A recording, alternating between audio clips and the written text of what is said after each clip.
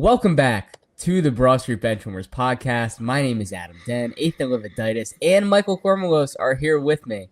And we are continuing what has been a great postseason streak that we have here of 3 straight podcasts, guys. We're here, we're locked in, and we have championship weekend ahead of us. How are we feeling?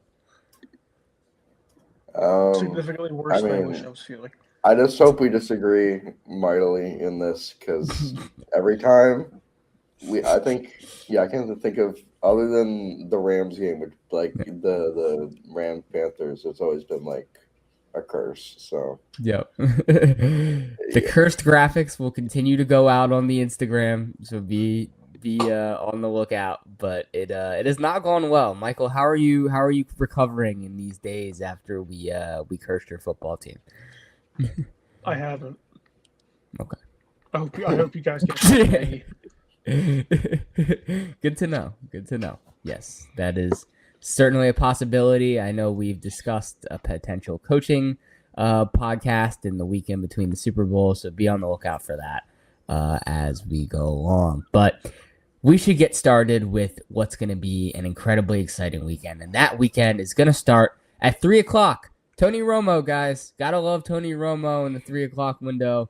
We are going to get the New England Patriots on the road going to Mile High Stadium to take on the Denver Broncos, the injury-laden Denver Broncos, but still a team that finished with 14 wins in the regular season. Should be a dogfight. What are our thoughts on the AFC Championship game? I don't know. This should be easy because they're playing Jarrett Stidham, and it's skill positions aren't great, and but also the defense is very good for the Broncos, and yeah. I mean I don't think it'll be nearly as disastrous as it was last week, but I don't know. I'll softly pick the Patriots. I think it won't be a huge. It'll be the maximum margin, 2 scores. Not 2 scores. I'll say 14, maybe. I'll say 27-14 Patriots. I don't think Jarrett Stidham is doing a Nick Foles thing. Everybody's thinking that, or who did that? Jeff Hostetler for the Giants in the 90s. Yeah, but I don't love the Patriots, to be honest. I think they're a good team, but just how the AFC is sort of just apart in every aspect. I guess they're the team, and it's not this is their only shot sort of thing. I think they'll compete in the AFC for a while, but it's weird to think that they are gonna come out of the AFC, but it's how it rolled out. So. Yeah. I like Denver.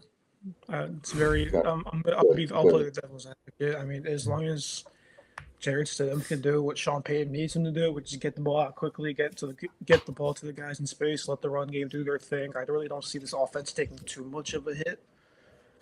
I mean, as long as they can stick to the game plan, do what they need to do. Before that, they have a great O-line, so I'm not particularly worried about Stidham having a half a second to throw like some quarterbacks do, but it should be fine. That defense is just going to lock down and be monsters. I mean, the Patriots felt very, very beatable last week on offense. I mean, obviously the Texans defense is a little bit better than the Broncos, but they scored 21 points, and one of them was the luckiest, the best one-handed catch you're going to see on the best quarter in football. I mean, that's not going to happen again. So I think New England looks very beatable. I think Denver, I mean, they're at home. New England has to go on the road for the first time in 5 weeks to, Mile High, which is a egregiously terrible place to play for altitude reasons and for drunk fan reasons, obviously. So I think it'll be a good game. I'm going to take Denver. Yeah, I do believe, the power of friendship. Yeah. Auburn legend Jarrett Stidham. Jarrett Stidham beat Alabama. He could beat New England. Yeah. Yeah, no, I think as usual kind of land in the middle here. I think this New England Patriots defense has looked much improved over the last couple of weeks.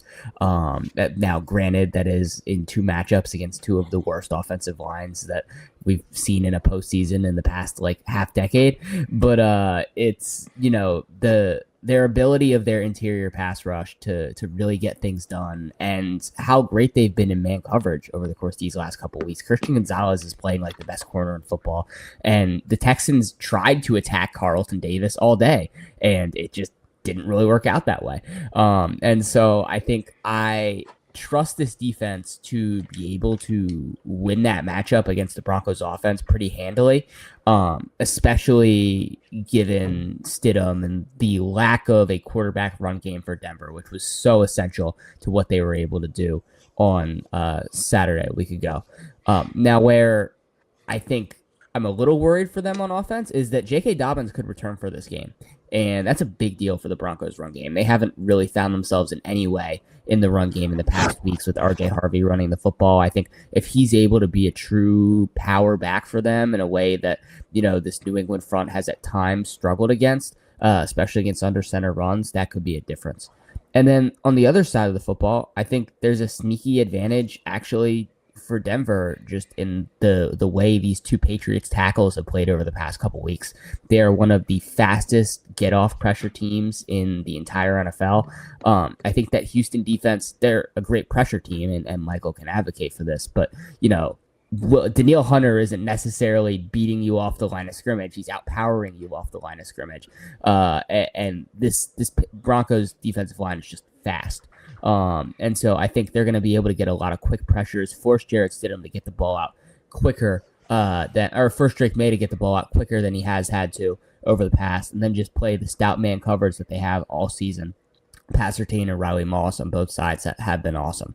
And so I think this is going to be a defensive slugfest. I am going to pick New England because that's the offensive unit that I trust more, but I think this has the potential to really just, become slop that Denver's able to win because they have Sean Payton at the helm and they have Vance Joseph at the helm and a lot of pieces on defense. So I'm not counting them out even if I'm picking the Patriots.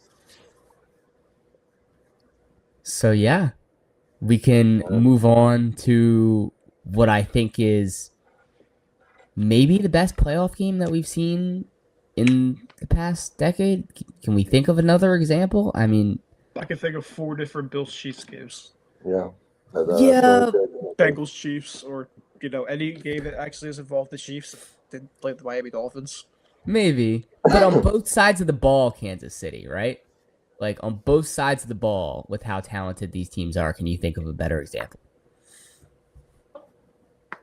Probably one of the Chiefs Bills games. Yeah, you know what? Good point. Yeah. Good point. Probably 2022-ish. Yeah. Yeah.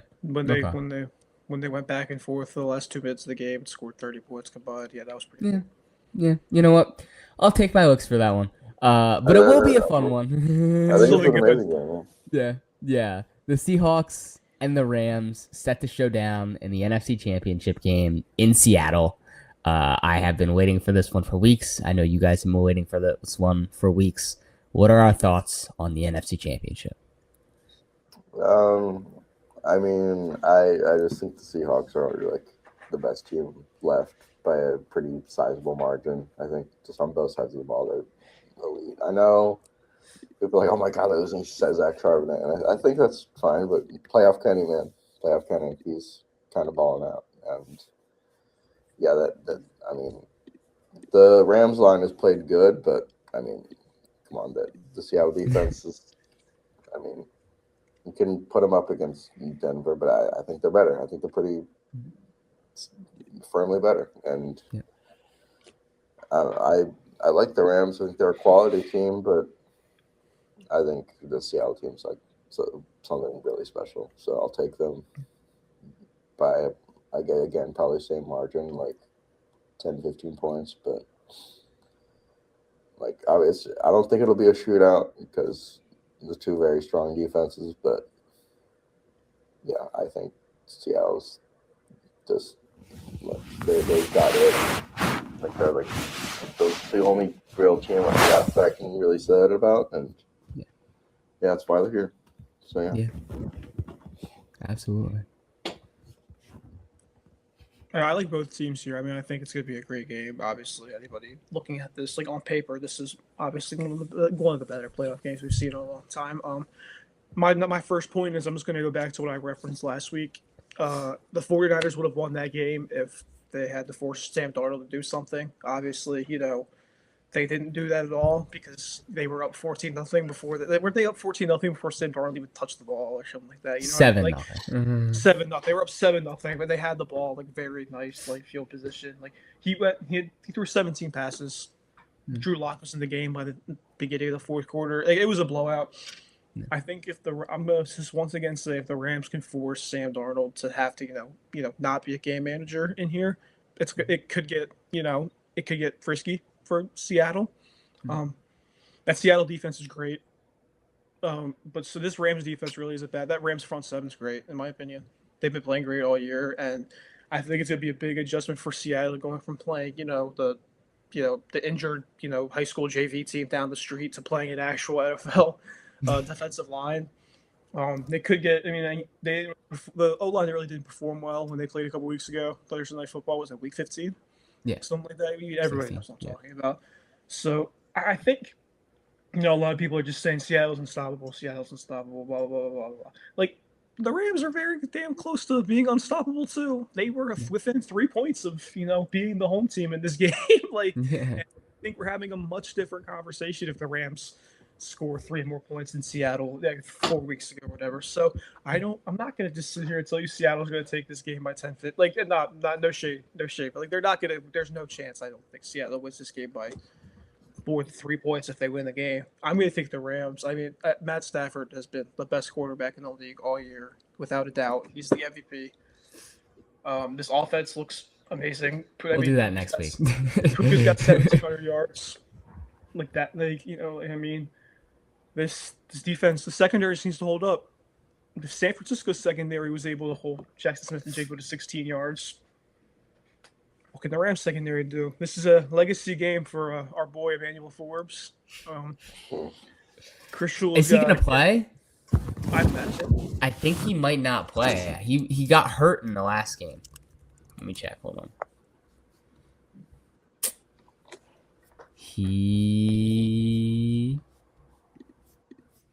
He's limited, so he might play.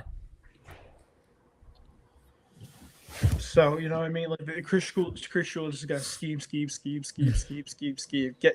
Get Jackson Smith the Jigba, neutralize it immediately. Yeah. If you could take neutralize how you would have taken it. They might try to kill him within the first quarter. I have faith in the guy who I've seen do it before. I have more faith in him than I do any of the quarterbacks left. There's one guy in here that's won a ring, unless Jared Stidham. He was a Patriots back. He won a ring. I don't really know how that timeline works, but I think he might have been a rookie. I think that was Jacoby Brissett, right? Yeah, maybe it was. Yeah. But I have faith. There's a lot of winning on that Rams quarterback room if you look at who that backup is too. Oh. Yeah. Cincinnati does have 2 college national championships. Yeah. They're used to winning. Win. Yeah. Sexy Jimmy. So I am going to take the Rams by 3. Yeah. Okay. Comes down to the thicker kicker. No, I'm very tempted. I think when you look at this matchup on both sides of the ball, I actually start to favor almost both offenses on both respective sides of the ball. And that's something that does tempt me to lean Rams. I think, what this Rams offense did in that Thursday night game gets pushed under the rug because they did not win that game. But without Devontae Adams playing in that game, they went, 12, 13 personnel on almost every down and were able to basically just hide Puka Nacua wherever they wanted and get him matched up with linebackers and safeties because Sean McVay is a genius. And he created 3 ridiculous explosive plays that essentially should have won them that game. And so now they go into this one. They're going to get Devontae Adams back, and they basically have a wealth of resources on offense. They can choose whether to play out of 11 and be who they usually are on offense, right? Kind of that deep throwing, push the football outside kind of team, or they can go back to that heavy team and find similar success. They have so many ways that they can beat this Seattle defense, even if this Seattle defense is incredibly solid. But then on the other side of the ball, right, this Seattle run game, we talked about it last week, so improved even since the last time these two teams played just a month ago. And if there's one thing that this Rams defense has struggled mightily against over the last couple of weeks, it's been getting out ahead of the sticks. It's been, slowing teams down on first and second down, given the light personnel that they're dealing with, and some of their struggles at the linebacker position. And so I think the Seahawks have the potential to be able to run the ball really well in this game. They ran the ball pretty well in the first game, and like Ethan said, Kenneth Walker is a monster and has been playing like a monster. So I expect that to continue. So I think this is going to end up being a high-scoring game. And just about a month ago, I would have most definitely said the Los Angeles Rams are going to win that high-scoring game. But I think in this one, I'm going to go with the defense that I trust more. And I have so much faith in this Seattle unit to get the stop when it matters most. I have so much faith in them to get the turnover when it matters most. We haven't even talked about the amount the Rams have turned the ball over the last couple of weeks, especially Stafford himself. I just don't think he's seeing the field as well as he did earlier in the season. It's been a little bit of a struggle. And so I'm going to lean Seahawks here at Lumen Field with that raucous crowd, with a defense that is physical. They're one of the best tackling units the NFL has ever seen. Like, this is a all-time unit, and I think they're going to take this football game. I'll say 30-27 Seahawks, and I didn't give a score for the AFC Championship, but I'll say 20-14 Patriots. I'll run score. I'll say 13-10 Broncos and 24-21 Rams. Yeah. I don't know if I gave for this one, but I'll say 31-23 Seattle. Yeah. Awesome. Yeah. So do we want to do, well, we can go around in a circle and quickly do game MVPs for each game as we have time. Okay. I mean, it is tricky because usually, unless it's like who's the last guy to win Super Bowl MVP is the Cooper Cup. It's kind of crazy, but so it always leans quarterback. So, but I will go. I'll go for the Denver game. I'll say Drake May because he's gonna get they don't give them out like they do that in the NBA, but not. They don't give them out for conference championship games. We're gonna do it. Tripping. Hey, I think it's fun. It's fun. Yeah. It's fun. It's fun.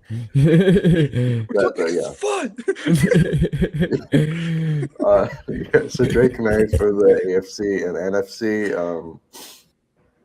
I was striking by Kenneth Walker, but I'll go with Ernest Jones. No, there we he's go. So good. And the Rams let him go for a pack of peanuts to the Titans, and here he is, he's fucking all pro. So highly motivated. It's awesome. I can't imagine anybody on the Broncos offense winning MVP, so I'm just gonna say Pat Surtain or Nick Benito for the Denver game, and then Devontae Adams for the Rams game. Yeah, I think that's fair. I will go Bonito for the Rams game. Well, you know what? Actually, I'll switch it up. I'll go Zach Allen for the Broncos game, just because. Did you pick the Patriots? Yeah, I did pick I did pick the Patriots. I forgot about that. I will go with we're gonna have. Well, what finals was that? Where that was Jerry West in the 70s. Yeah, Jerry West won MVP. And also Connor McDavid won it last year when he lost. So, and that's ridiculousness. Connor McDavid. Yeah. I think that's a simple case. I'll just go with May. And then I'll go with Kenneth Walker because Kenneth Walker is a monster and is going to make a shit ton of money this summer. I think people forget he's a free agent. Welcome to Houston, young man. Yep. I would buy Yeah, the jersey immediately. you should. I mean, he would be a State beast. legend, Yeah, I know. my dog. Love Well, all it. right. Who are we firing? Everyone. Well, I want everyone going. I okay. The hat's my City Connect hat's on the corner of my bed right now. So Yep. I deliberately did not wear that for that reason. So That's fair. Fire Dombrowski, 'em all. gone. D'Amico, gone. Nick Cayley, gone. Nick Nurse, gone. Nick Nurse. What did Nick hey, Nurse? Stroud, we just gone. won a game. We just won a game. That's a good team. Yeah. I'll keep Nick Nurse. Doc Rivers, gone. I'm still mad. Yeah. Please, he shouldn't be. Yeah. He should be on. Yeah. Yeah. Bob Chapek, Okay. gone. I want everyone going. Mhm. Okay. I had enough seeing Kendrick Perkins on ESPN. Kendrick Perkins, gone. Stop barking at people, man. It's not funny when Pat McAfee does it. All right. They're all fired. We'll see you next week. All right.